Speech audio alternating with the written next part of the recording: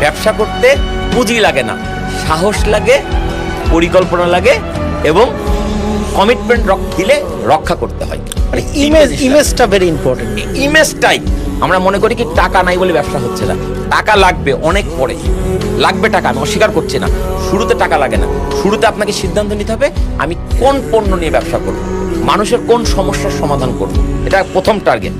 এই সমস্যার সমাধান করবো, আচ্ছা ঠিক আছে, যে সমস্যার সমাধান হিসেবে আমি যে প্রোডাক্টটা বা যে সার্ভিসটা দাঁড় করাবো, এটার নাম কি দেব, এটার লোগো কি হবে, এটা ট্রেড লাইসেন্স বের করতে হবে।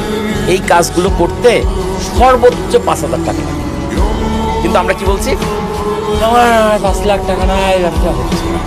5 লাখ টাকা লাগবে এই ধাপগুলো পের হওয়ার পরে। তো যতক্ষণে তোমার 5 লাখ টাকা লাগবে তার আগে তোমাকে ঠিক করতে হবে তোমার পণ্য কি, তোমার পণ্যের নাম কি হবে, ব্র্যান্ড নেম কি হবে, তোমার পণ্যের জন্য একটা ট্রেড লাইসেন্স লাগবে। ঢাকা শহরে যদি 3,000 টাকা লাগে সিটি কর্পোরেশনে ট্রেড লাইসেন্স বের করতে, মফস্বলের লাগে 300 টাকা।